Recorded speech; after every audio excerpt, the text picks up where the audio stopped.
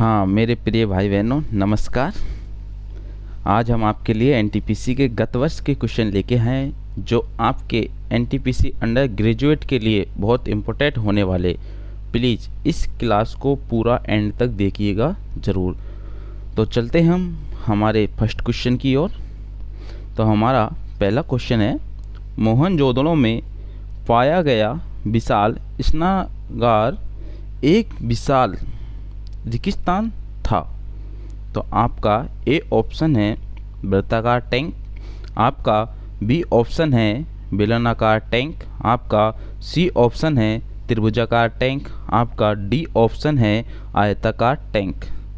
तो आपका इसमें डी ऑप्शन ऑलराइट करेक्ट है, आयताकार टैंक। तो चलते हैं हम हमारे अगले क्वेश्चन की ओर। अगला क्वेश्चन है आपका, वर्ष 1920 से 21 के आसपास किस नदी के किनारे खुदाई के दौरान हड़प्पा शहर मिला है। यह क्वेश्चन आपका आरआरबी एनटीपीसी में आया हुआ है, 2021 में शिफ्ट 1 में आया हुआ है और स्टेज 1 का क्वेश्चन है। आपका पहला ऑप्शन है झेलम, आपका सेकंड ऑप्शन है ब्यास, आपका थर्ड ऑप्शन है चेनाब, आपका फोर्थ ऑप्शन है रावी।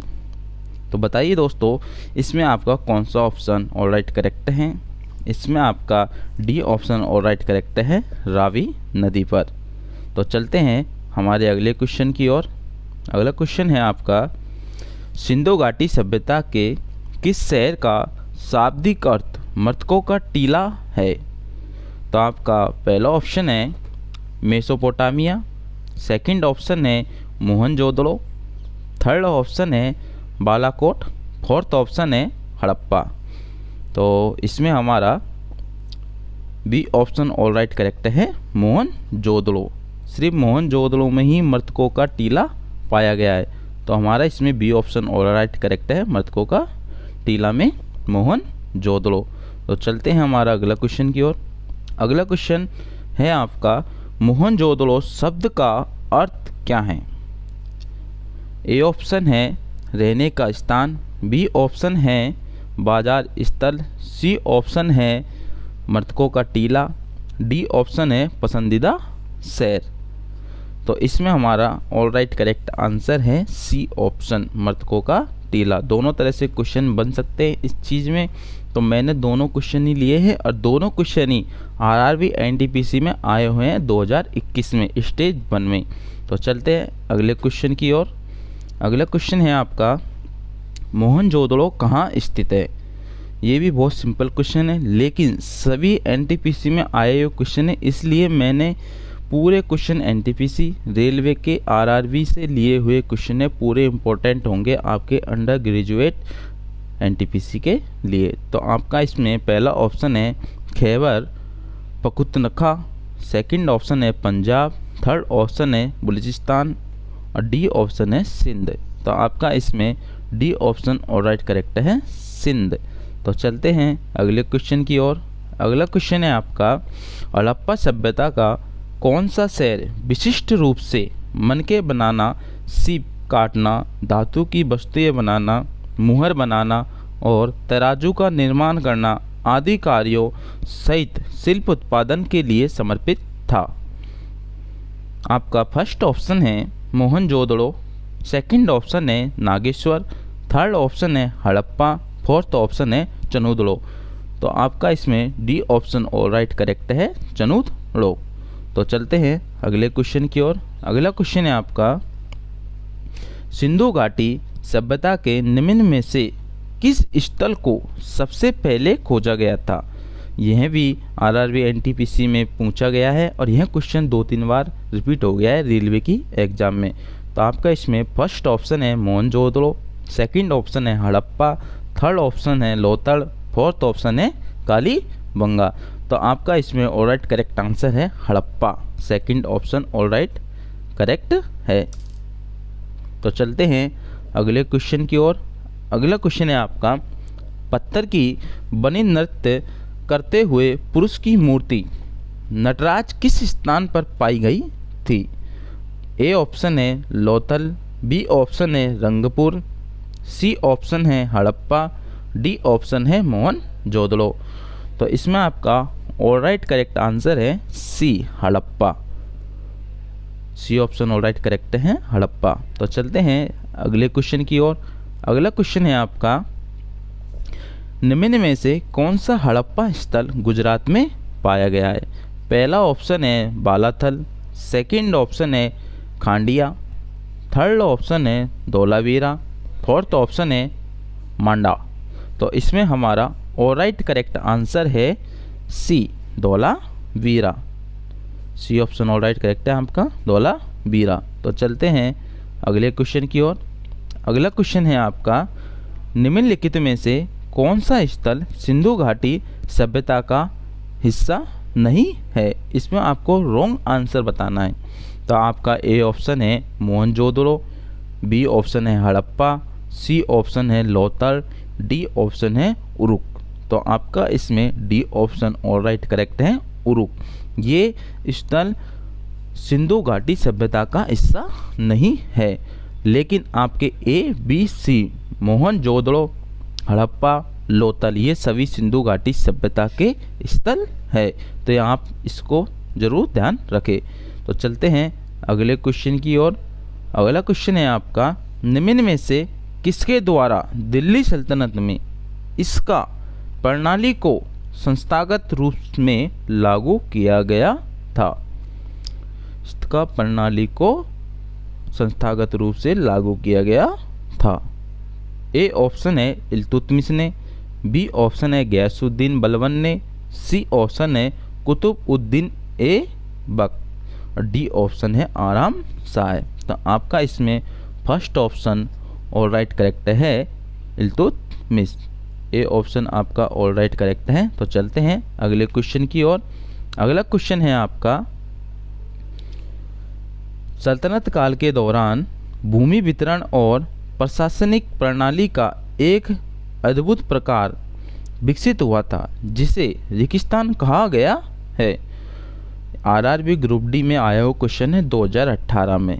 यह भी क्वेश्चन आपके लिए इम्पोर्टेंट है रेलवे के लिए। तो चलते हैं, आपका ए ऑप्शन है इतकादारी, बी ऑप्शन है पटवारी, सी ऑप्शन है महलवारी और डी ऑप्शन है जमींदारी। तो आपका इसमें A option all right correct है, इतकादारी। यह ध्यान रखना, यह क्वेश्चन आ सकता है आपके लिए, बेस्ट इम्पोर्टेंट क्वेश्चन है, तो इसको ज़रूर ध्यान रखें। तो चलते हैं अगले क्वेश्चन की ओर। अगला क्वेश्चन है आपका, अमीर उल ख्याल एक अरबी उपाधि है जिसका अनुवाद सामान्यतः कमांडर ऑफ द फेथफुल या लीडर ऑफ द फेथफुल के रूप में किया जाता है। निम्नलिखित में से किसे यह उपाधि प्रदान की गई थी? आपका ए ऑप्शन है मुइज उद दीन बहराम, बी ऑप्शन है जमाल उद दीन याकूत, आपका सी ऑप्शन है मलिक इख्तियार उद दीन अल्तुनिया, आपका डी ऑप्शन है नसरुद्दीन मोहम्मद। तो आपका इसमें B option all right correct है, जमाल उद दीन याकूत। तो आपका B option all right correct है। तो चलते हैं अगले क्वेश्चन की ओर। अगला क्वेश्चन है आपका, सल्तनत शासन गयासुद्दीन बलबन ने किस अवधि के दौरान दिल्ली पर कब्जा कर यहाँ शासन किया था? तो आपका ए ऑप्शन है 1206 से 1223, आपका बी ऑप्शन है 1290 से 1322, आपका सी ऑप्शन है 1266 से 1287, आपका डी ऑप्शन है 1321 से 1334। तो आपका इसमें C option all right correct है, 1266 से 1287। तो C option all right correct है। तो चलते हैं अगले क्वेश्चन की ओर। अगला क्वेश्चन है आपका, इनमें से किसकी मृत्यु चौगान खेलने के दौरान हुई थी? चौगान कोई एक खेल था तो उसके दौरान हुई थी। तो ए ऑप्शन है कुतुबुद्दीन ऐबक, बी ऑप्शन है फिरोज शाह तुगलक, सी ऑप्शन है अलाउद्दीन खिलजी और डी ऑप्शन है इल्तुतमिश। तो आपका A option all right correct है, कुतुबुद्दीन ऐबक। तो चलते हैं अगले क्वेश्चन की ओर। अगला क्वेश्चन है आपका, भारत में सिजदा प्रथा किसने शुरू की थी? भारत में सिजदा प्रथा किसने शुरू की थी? आपका ए ऑप्शन है इल्तुतमिश, बी ऑप्शन है कुतुबुद्दीन ऐबक, सी ऑप्शन है गियासउद्दीन बलबन और डी ऑप्शन है रजिया सुल्तान। तो आपका इसमें C option all right correct है, Ghiyasuddin Balban. C option all right correct है। तो चलते हैं अगले क्वेश्चन की ओर। अगला क्वेश्चन है आपका रेगिस्तान में से आपको आंसर देना है। ने नौरोज नामक प्रसिद्ध पारसी त्योहार की शुरुआत की? किसने नौरोज नामक प्रसिद्ध फारसी त्योहार की शुरुआत की है? आपका ए ऑप्शन है नसरुद्दीन मोहम्मद, आपका बी ऑप्शन है गैसुद्दीन बलबन, आपका डी ऑप्शन सी ऑप्शन है शमसुद्दीन केशुमर्स, आपका डी ऑप्शन है गुर्रा खान। बुगर्रा खान। तो आपका इसमें B option all right correct है, गियासुद्दीन बलबन ने की थी। तो चलते हैं अगले क्वेश्चन की ओर। अगला क्वेश्चन है आपका निम्नलिखित में से दिल्ली सल्तनत का सही क्रम क्या है? कि पहले दिल्ली पर किसका शासन था? तो आपका ए ऑप्शन है गुलाम वंश का, दूसरा पहला ही ए ऑप्शन में चल रहा है गुलाम वंश आएगा, या तुगलक, खिलजी, लोदी।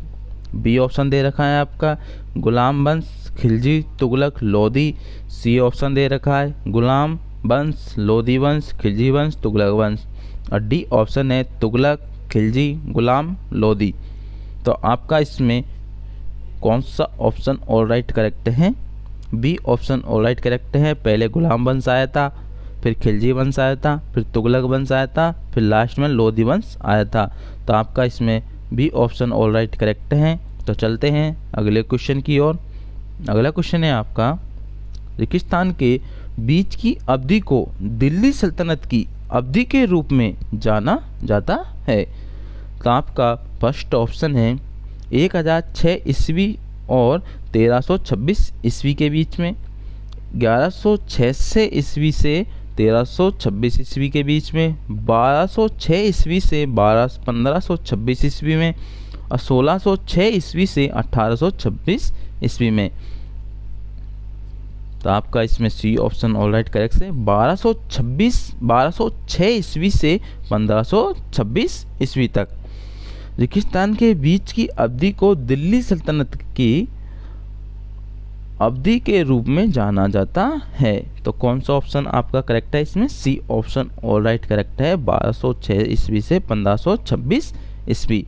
तो चलते हैं अगले क्वेश्चन की ओर। अगला क्वेश्चन है आपका रजिया सुल्तान की बेटी थी या बेटा था? ये तो आपको ही पता होगा, आरआरबी ग्रुप डी 2018 में क्वेश्चन आया हुआ है। तो चलते हैं, ए ऑप्शन है आपका मोहम्मद गोरी, बी ऑप्शन है मोहम्मद तुगलक, सी ऑप्शन है कुतुबउद्दीन ऐबक और डी ऑप्शन है आपका इल्तुतमिश। तो आपका इसमें D option all right correct है, इल्तुतमिश। तो चलते हैं अगले क्वेश्चन की ओर। अगला क्वेश्चन है आपका बंगाल का पहला अंग्रेजी कारखाना 1651 में किस नदी के तट पर स्थापित किया गया था?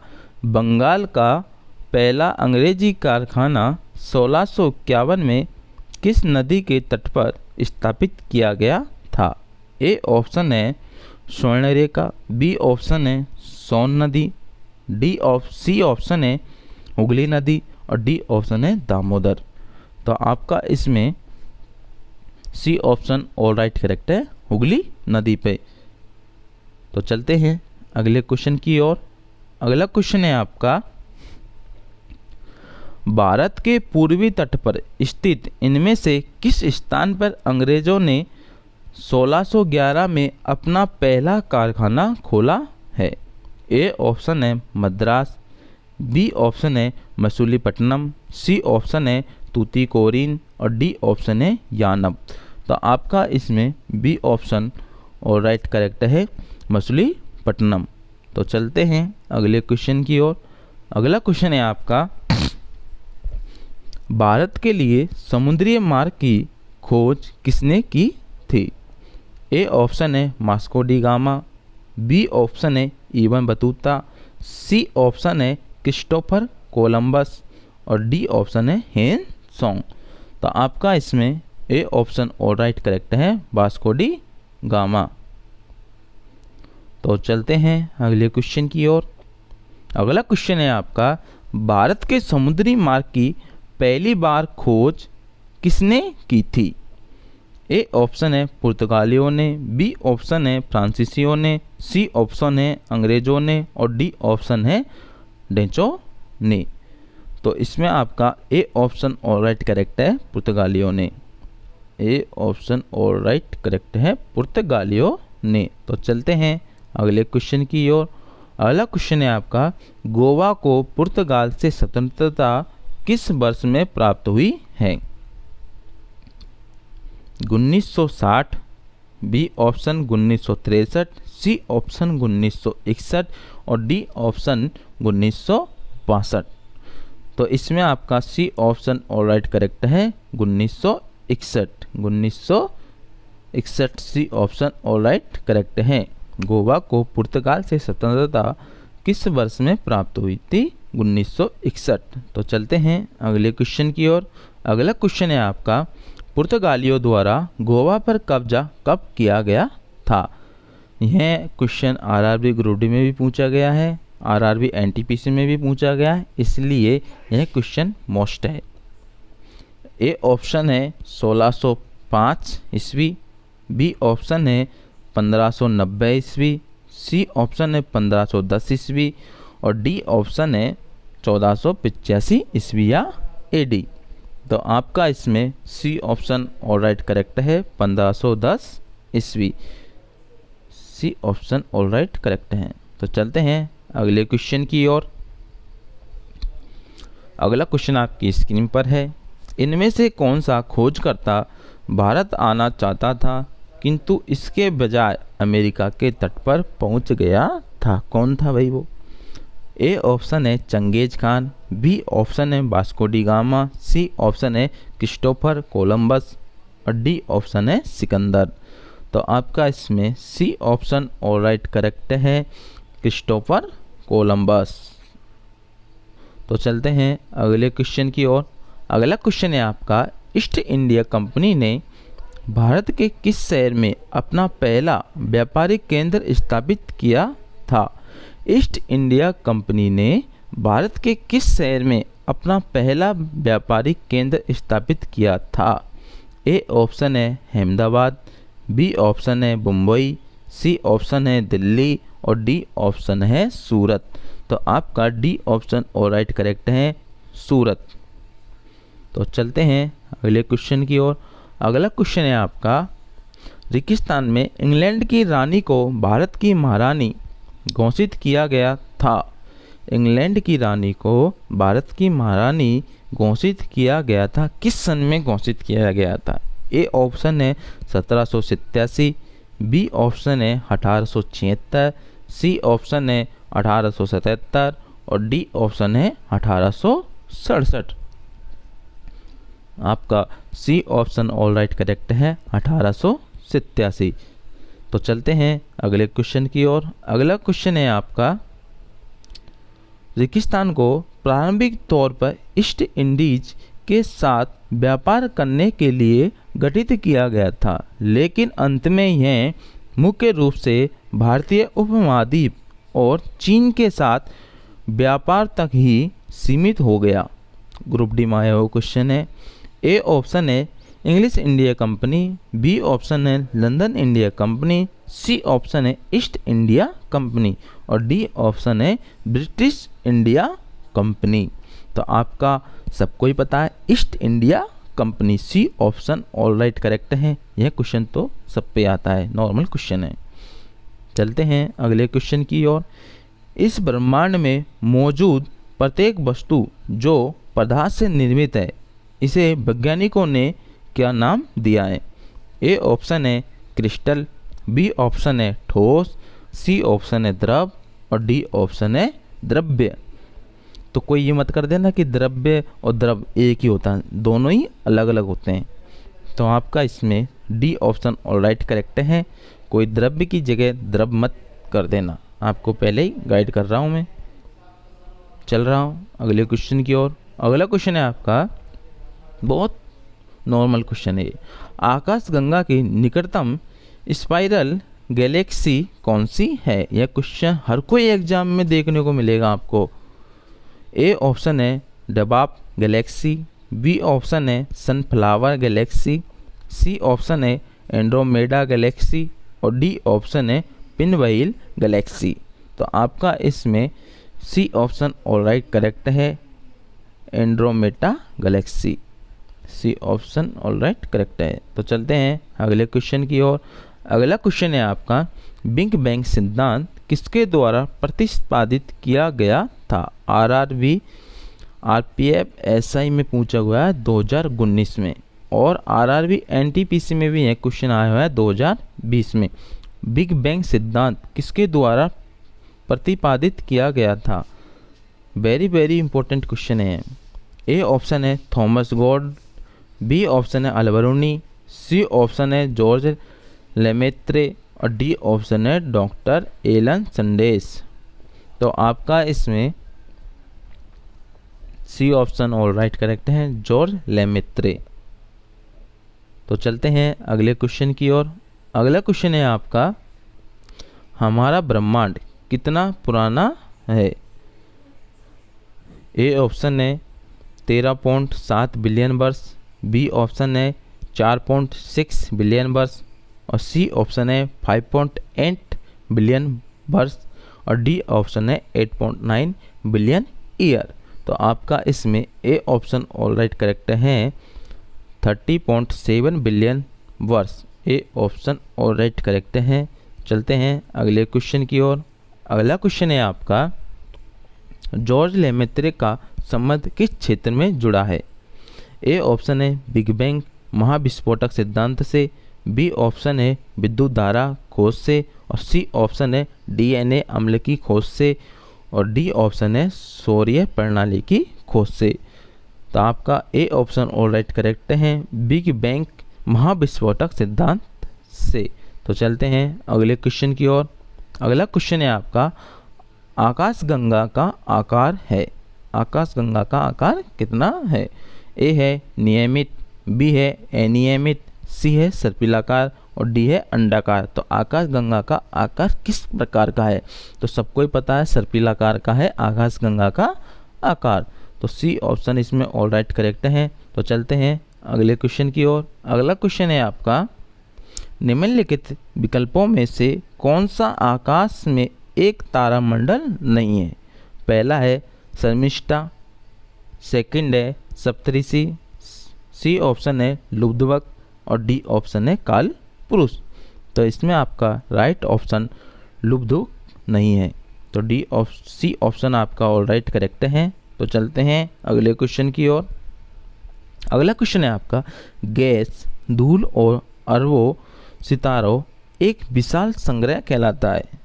ए ऑप्शन है ब्रह्मांड, बी ऑप्शन है आकाशगंगा, सी ऑप्शन है नक्षत्र और डी ऑप्शन है विश्व।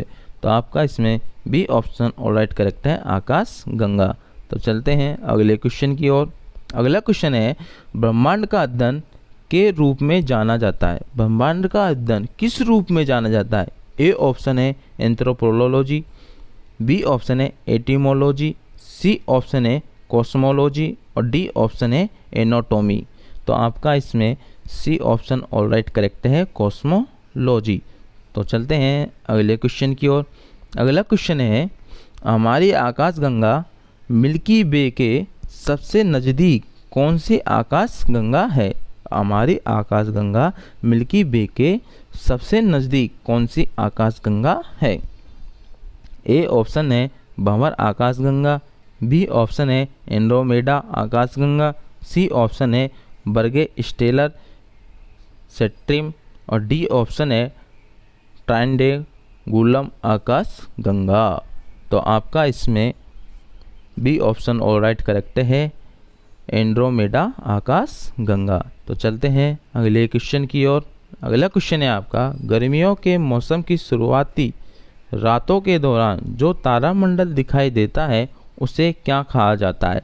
ए ऑप्शन है कैसियोपेया, बी ऑप्शन है सप्तऋषि मंडल, सी ऑप्शन है लियो मेजर और डी ऑप्शन है ओरियन। तो आपका इसमें B option all right correct है, सप्तऋषि मंडल। तो चलते हैं अगले क्वेश्चन की ओर। अगला क्वेश्चन है कांगो नदी पर निर्मित किस बांध में 4000 MW तक विद्युत शक्ति उत्पादन करने की क्षमता है? ए ऑप्शन है इंगा, बी ऑप्शन है कोंगा और सी ऑप्शन है कोसोम्बो और डी ऑप्शन है ब्लोएम हॉप। तो आपका इसमें A option all right correct है कोंगा, बी ऑप्शन आपका ऑल राइट करेक्ट है कोंगा। तो चलते हैं अगले क्वेश्चन की ओर। अगला क्वेश्चन है आपका भारत के संबंध में निम्नलिखित में से कौन सा कथन गलत है? आपको गलत कथन का चूज करना है। इसमें 3 ऑप्शन सही है, 1 ऑप्शन गलत है। मैं आपको रिपीट करता हूँ। ए ऑप्शन है भारत पूर्णतः दक्षिण गोलार्ध में स्थित है, बिल्कुल राइट आंसर है इसका। पर ये हमको इसमें से गलत चूज करना है क्योंकि भारत में निम्नलिखित में से कौन सा कथन गलत है? तो ये गलती है। भारत पूर्णतः दक्षिण गोलार्ध में स्थित है, पूर्णतः तो है ही नहीं है। भारत का मुख्य भूभाग 8 डिग्री 4 सेकंड और 37 डिग्री 6 सेकंड, उत्तरी अक्षांश 68 डिग्री 7 सेकंड और 97 डिग्री 25 सेकंड पूर्वी देशांतर के बीच फैला हुआ है। भारतीय मानक समय ग्रीनविच मध्य समय से 5.5 घंटे आगे हैं। भारत पूर्व में बंगाल का खाड़ी, पश्चिम में अरब सागर और दक्षिण में हिंद महासागर से घिरा हुआ है। तो आपका इसमें डी ऑप्शन भी सही है, आपका इसमें सी ऑप्शन भी सही है, आपका इसमें बी ऑप्शन भी सही है, बिल्कुल राइट है। लेकिन हमको इसमें गलत चीज़ का ऑप्शन देना है। तो आपका A option all right correct है क्वेश्चन के हिसाब से। तो चलते हैं अगले क्वेश्चन की ओर। अगला क्वेश्चन है आपका निम्न में से कौन सा ग्लोबल कॉमन्स का एक भाग है? ए ऑप्शन है अफ्रीका, बी ऑप्शन है ऑस्ट्रेलिया, सी ऑप्शन है एशिया और डी ऑप्शन है अंटार्कटिका। तो आपका इसमें D option all right correct है Antarctica, D option all right correct है। तो चलते हैं अगले क्वेश्चन की ओर। अगला क्वेश्चन है आपका हम उन लोगों को क्या कहते हैं जो धरती और उसकी भूमि सुविधाओं और निवासियों का अध्ययन करते हैं? ए ऑप्शन है इतिहासकारों, बी ऑप्शन है किसानकारों, सी ऑप्शन है भूगोलवेत्ता और डी ऑप्शन है जीवन की कार। तो आपका इसमें C option all right correct है भूगोलवेत्ता, क्योंकि वे पृथ्वी के बारे में जानते हैं इसलिए इसको भूगोलवेत्ता कहते हैं। तो चलते हैं अगले क्वेश्चन की ओर। अगला क्वेश्चन है आपका निम्नलिखित में से किस देश के साथ भारत अपनी सबसे लंबी भू सीमा साझा करता है? एनटीपीसी CBT 2 में आया क्वेश्चन है 2022 में। ए ऑप्शन है भूटान, बी ऑप्शन है पाकिस्तान, सी ऑप्शन है बांग्लादेश और डी ऑप्शन है म्यांमार। तो आपका इसमें C option all right correct है बांग्लादेश। सबसे लंबी भू सीमा साझा करता है बांग्लादेश के साथ, कौन? इंडिया। तो चलते हैं अगले क्वेश्चन की ओर। अगला क्वेश्चन है आपका भारत की लगभग कितने किलोमीटर की थल सीमा पड़ोसी देश से जुड़ी हुई है? एक है 20,233, बी ऑप्शन है 7,516 और सी ऑप्शन है 15,106 और डी ऑप्शन है आपका 5,055। तो आपका इसमें ऑलराइट करेक्ट आंसर है सी 15,106, 15,106। तो आपका इसमें सी ऑप्शन ऑलराइट करेक्ट है। तो चलते हैं अगले क्वेश्चन की ओर। अगला क्वेश्चन है आपका भारत की मानक याम इनमें से किस स्थान से होकर गुजरती है? ए ऑप्शन है मिर्ज़ापुर, बी ऑप्शन है कन्नौज, सी ऑप्शन है आगरा और डी ऑप्शन है जौनपुर। तो आपका A option all right correct है मिर्ज़ापुर, चलते हैं अगले क्वेश्चन की ओर। अगला क्वेश्चन है आपका, भारत दक्षिण एशिया का तीसरा सबसे बड़ा देश है जो पृथ्वी के भू क्षेत्रफल के किस भाग में फैला है? एक तो है 2.3% के भाग में, बी ऑप्शन है 4.3% के भाग में, सी ऑप्शन है 6.5% के भाग में और डी ऑप्शन है 5.7% के भाग में। तो सबको ही पता है 2.3% के भाग में। तो आपका A option all right correct है। A option all right correct है आपका 2.3%। तो चलते हैं अगले क्वेश्चन की ओर। अगला क्वेश्चन है आपका, निम्न में से कौन सा भारत का सबसे ठंडा आवासीय स्थान है? ए ऑप्शन है माउंट आबू, बी ऑप्शन है जम्मू, सी ऑप्शन है शिमला और डी ऑप्शन है द्रास। तो आपका D option all right correct है द्रास। आपका D option all right correct है द्रास, जो भारत का सबसे ठंडा आवासीय स्थल है। आपका अगला क्वेश्चन है, 1925 में केंद्रीय विधानसभा का प्रथम निर्वाचित अध्यक्ष निम्नलिखित में से कौन सा है?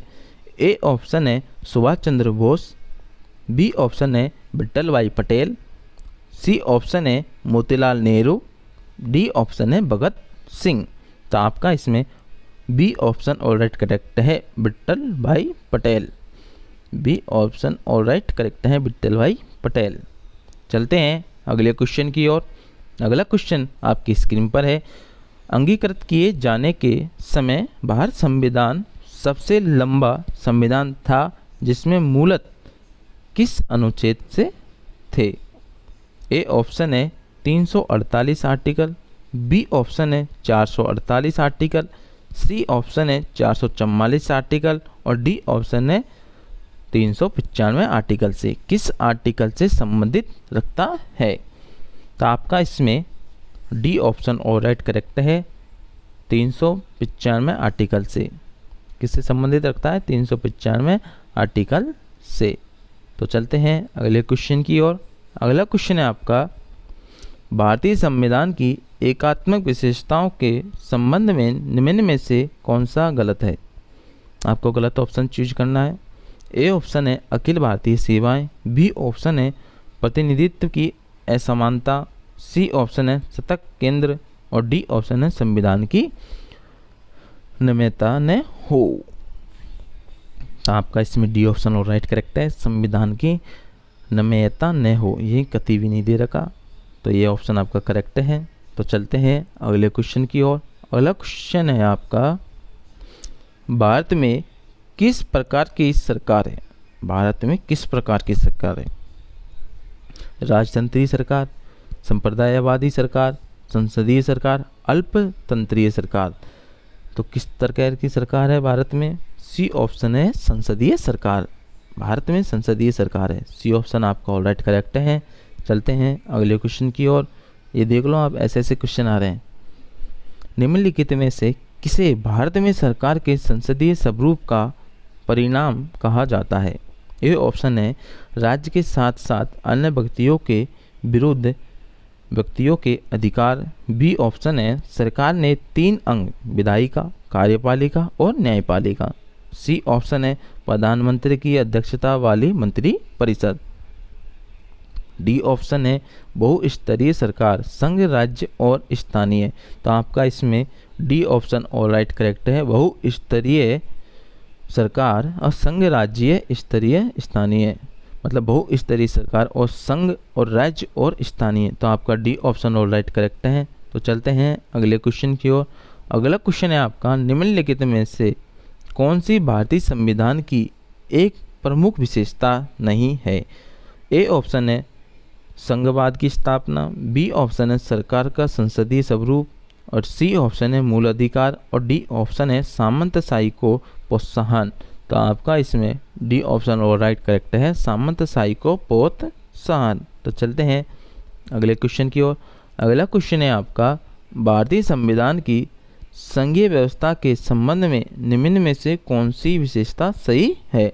ए ऑप्शन है संसद के निम्न सदन में राज्यों का समान प्रतिनिधित्व, बी ऑप्शन है द्वैध शासन, सी ऑप्शन है संसद के उच्च सदन में सभी राज्यों का समान प्रतिनिधित्व और डी ऑप्शन है दोहरी नागरिकता। तो आपका इसमें B option all right correct है द्वैध शासन। तो B option all right correct है द्वैध शासन। तो चलते हैं अगले क्वेश्चन की ओर। भारतीय संविधान में कितने देशों से विशेषताएं ली गई है? भारतीय संविधान में कितने देशों से विशेषताएं ली गई है? A option 13, B option 6, C option 7 और डी ऑप्शन 10। कौन कितनी ली गई है? 13, 6, 7, 10। तो हमारा D option all right correct है, 10 देशों से ली गई है। चलते हैं अगले क्वेश्चन की ओर। अगला क्वेश्चन है निम्नलिखित में से किसने सर्वप्रथम भारत के लिए संविधान सभा के गठन का प्रस्ताव रखा था? ए ऑप्शन है सच्चिदानंद सिन्हा, बी ऑप्शन है के एम मुंशी, सी ऑप्शन है बी एन राव और डी ऑप्शन है ए एम एन रॉय। तो आपका इसमें D option all right correct है, A N Roy. D option all right correct है। तो चलते हैं अगले क्वेश्चन की ओर। अगला क्वेश्चन है आपका भारतीय संविधान का अनुच्छेद 24 शोषण के विरुद्ध अधिकार से संबंधित है। इस अनुच्छेद के अनुसार किसी कारखाने या खदान में काम करने हेतु सरकार द्वारा निर्धारित न्यूनतम आयु है। ए ऑप्शन है 16 वर्ष, बी ऑप्शन है 14 वर्ष और सी ऑप्शन है 18 वर्ष और डी ऑप्शन है 21 वर्ष। तो आपका बी ऑप्शन है 14 वर्ष निर्धारित की गई है, 14 ईयर निर्धारित की गई है। तो चलते हैं अगले क्वेश्चन की ओर। अगला क्वेश्चन है आपका सूरज कुंड मेला, जिसे अंतर्राष्ट्रीय शिल्प मेला भी कहा जाता है, यह किस राज्य में आयोजित किया जाता है? एनटीपीसी, आरआरबी, एनटीपीसी सीबीटी 2 में 2022 में पूछा हुआ क्वेश्चन है। ए ऑप्शन है हरियाणा, बी ऑप्शन है गुजरात, सी ऑप्शन है ओडिशा और डी ऑप्शन है उत्तराखंड। तो आपका इसमें A option all right correct है हरियाणा में। तो चलते हैं अगले क्वेश्चन की ओर। अगला क्वेश्चन है आपका एंथेरियम, जिसका नामकरण एक प्रसिद्ध फूल के नाम पर हुआ है, यह निम्नलिखित में से किस राज्य का एक प्रमुख पर्व है? एंथोरियम, जिसका नामकरण एक प्रसिद्ध फूल के नाम पर हुआ है, यह निम्नलिखित में से किस राज्य का एक प्रमुख पर्व है? ए ऑप्शन है मिजोरम, बी ऑप्शन है नागालैंड, सी ऑप्शन है मणिपुर और डी ऑप्शन है अरुणाचल प्रदेश। तो आपका इसमें A option all right correct है मिजोरम। तो चलते हैं अगले क्वेश्चन की ओर। अगला क्वेश्चन है आपका कर्नाटक, तेलंगाना और आंध्र प्रदेश में गुड़ी पड़वा त्यौहार को किस अन्य नाम से जाना जाता है? ए ऑप्शन है अक्षय तृतीय, बी ऑप्शन है पोंगल और सी ऑप्शन है बैसाखी और डी ऑप्शन है उगादी या युगादी। तो आपका इसमें D option all right correct है उगादी या युगादी। तो D option all right correct है। चलते हैं अगले क्वेश्चन की ओर। अगला क्वेश्चन है आपका सोगात्सु निम्न में से किस देश का नव वर्ष त्यौहार है? सोगात्सु निम्न में से किस देश का नव वर्ष त्यौहार है? ए ऑप्शन है फ्रांस, बी ऑप्शन है जापान, सी ऑप्शन है न्यूजीलैंड और डी ऑप्शन है ब्राज़ील। तो आपका इसमें B option all right correct है जापान। तो चलते हैं अगले क्वेश्चन की ओर। अगला क्वेश्चन है आपका पंजाब और हरियाणा के लोग अच्छे के लिए भगवान को धन्यवाद करने के लिए बैसाखी का त्यौहार या बैसाखी मानते हैं। ए फसल, बी स्वास्थ्य, सी जीवन और डी ऑप्शन है जलवायु। तो आपका A option all right correct है फसल को मानते हैं। चलते हैं अगले क्वेश्चन की ओर। अगला क्वेश्चन है आपका नव कलेवर एक अनुष्ठान है जिसमें भगवान जगन्नाथ, बलभद्र, सुभद्रा और सुदर्शन की काष्ठ प्रतिमाओं का नियमित नवीनीकरण किया जाता है? नवलेकर रथ यात्रा का आयोजन कहाँ किया जाता है? नवलेकर एक अनुष्ठान है जिसमें भगवान जगन्नाथ, बलभद्र, सुभद्रा और सुदर्शन की काष्ठ प्रतिमाओं का नियमित नवीनीकरण किया जाता है। नवलेकर रथ यात्रा का आयोजन कहाँ किया जाता है? ए ऑप्शन है वृंदावन, बी ऑप्शन है पुरी, सी ऑप्शन है सोमनाथ और डी ऑप्शन है मथुरा। तो आपका इसमें B option all right correct है, पुरी में किया जाता है। अगला क्वेश्चन है आपका, उसरी प्रदर्शन निम्नलिखित में से किस राज्य में संबंधित है? ए है केरल, बी है ओडिशा, सी है महाराष्ट्र और डी है असम। तो आपका इसमें D option all right correct है, असम में। तो चलते हैं अगला क्वेश्चन की ओर। अगला क्वेश्चन है आपका, अरुणाचल प्रदेश में अत्यंत लोकप्रिय लोसर त्यौहार मुख्य रूप से जनजाति द्वारा मनाया जाता है। अरुणाचल प्रदेश में अत्यंत लोकप्रिय लोसर त्यौहार मुख्य रूप से किस जनजाति द्वारा मनाया जाता है? अफ्तानी जनजाति द्वारा, बी है हूण, सी है मोनपा और डी है अंगामी। तो आपका इसमें C option all right correct है, मोनपा जनजाति द्वारा मनाया जाता है। तो चलते हैं अगले क्वेश्चन की ओर। अगला क्वेश्चन है आपका, भारत के किस राज्य में मकर संक्रांति को पौष संक्रांति के रूप में मनाया जाता है? ए ऑप्शन है पश्चिम बंगाल, बी ऑप्शन है हिमाचल प्रदेश और सी ऑप्शन है महाराष्ट्र और डी ऑप्शन है राजस्थान। तो आपका इसमें A option all right correct है, पश्चिम बंगाल। तो चलते हैं अगले क्वेश्चन की ओर। अगला क्वेश्चन है आपका, देश के विभिन्न हिस्सों में नव वर्ष को अलग अलग नामों से मनाया जाता है। ए ऑप्शन है आपका विष्णु या विशु जो तमिलनाडु में है, बी ऑप्शन है पुथांडु या जो पश्चिम बंगाल में है और गुंडी पड़वा जो केरल में है और डी ऑप्शन है आपका पोंडला बोईसाख जो महाराष्ट्र में है। आरआरबी एनटीपीसी सीबीटी 2 में आया हुआ क्वेश्चन है। तो आपका इसमें C option all right correct है, जिसमें पहले नंबर पे आएगा गुड़ी पड़वा केरल में है जो, फिर ए ऑप्शन आएगा विशु या विशु तमिलनाडु में है और आपका फिर आएगा फोर्थ नंबर पोईसाख जो महाराष्ट्र में है, फिर आएगा आपका दूसरा ऑप्शन पुथुंड जो पश्चिम बंगाल में है। तो आपका इसमें C option all right correct है। तो धन्यवाद मित्रों, आप इस क्लास को ज़रूर देखें जो आपके लिए वेरी मोस्ट होने वाली है। जय हिंद, जय भारत।